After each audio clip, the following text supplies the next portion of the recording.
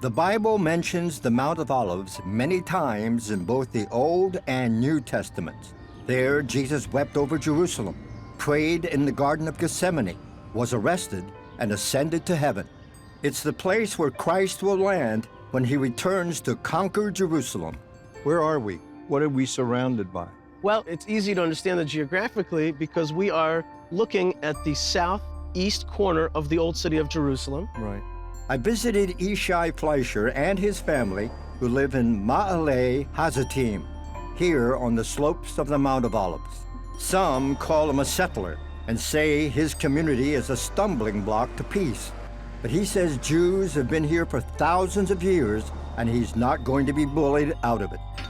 Those are the walls that were rebuilt by Sultan the Magnificent, but those are built upon the ancient city walls of Jerusalem. We see the Temple Mount, where we know the two temples stood, and where Abraham almost sacrificed his son Isaac at the binding. And if we look a little more to the east, we see the magnificent Mount of Olives Cemetery, which has 180,000 Jewish graves. I call it the Mountain of History. It's got important Jews, our people's ancestral burial ground from 3,000 years ago. And this ancient piece of Jewish history is located in the eastern part of the city, which many refer to as East Jerusalem. These were lands that were actually taken away from Israel in 1948 by the Jordanian army, which was British-led and British-trained and British-armed. And in 1967, we liberated or captured these lands and returned back to places like this. And that's why it's always so funny to me when people claim that we don't have a right to be here, that we're on somebody else's land. I just point them to this mountain and say, well, look at it. It speaks for itself. You know, this is where our people have been for the last 3,000 years. Fleischer says Jewish people purchased the land in the 1700s to expand the cemetery.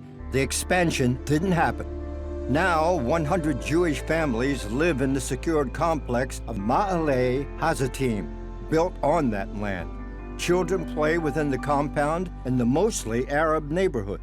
We live with Arab neighbors. These folks are all Arabs, Muslims, few Christians, but mostly Muslims. Some of them believing in the jihadist ideology, that we don't have any rights here. This next door neighbor is an Arab. There's an Arab. Are there contentions among you? How do you live with peace? Instead of the word peace, I prefer a word called normalization. Okay? We are trying very hard to normalize our existence back here. We see ourselves as the indigenous returnees. Fleischer says the compound, or those that live there, face weekly attacks, yet they hold on. How many children have you? I have two. And you're raising them in this environment. People say, you know, aren't you putting them in danger? And the first thing is to remember is that being a Jew is a dangerous occupation, always has been.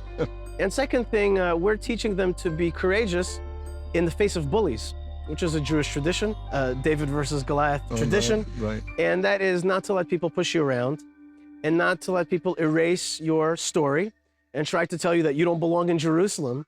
I mean, there's no greater irony than to tell Jews that they don't belong in Jerusalem. What would happen if Jerusalem were divided? It's the progressive people who claim that it's a good idea to divide Jerusalem, and yet, what are you saying? Are you saying that we should take a city, build a wall down the middle, and divide it based on race and ethnicity, and move Arabs to one side and Jews to the other side? I mean, that's a vision of progress, to racially divide a city and build a scar-like wall down the middle of it? It's so regressive. We stand against dividing the city and dividing this land.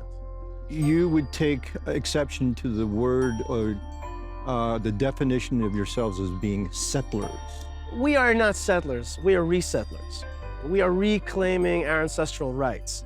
And to create a narrative that we don't belong and that somehow we're foreigners in this land is a myth that's been created in order to delegitimize the Jewish people's right to this land.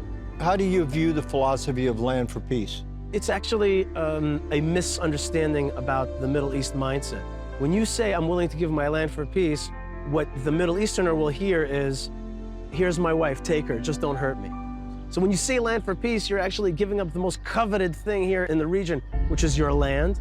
And it just shows you to be a completely spineless, jelly-like creature, which with time will be destroyed. Every place that we leave and that we abandon and that we shrink away from, becomes our cancer. If it's South Lebanon, it becomes the home of Hezbollah. If it's Gaza, it becomes the home of ceaseless Hamas wars. 3 wars in 6 years.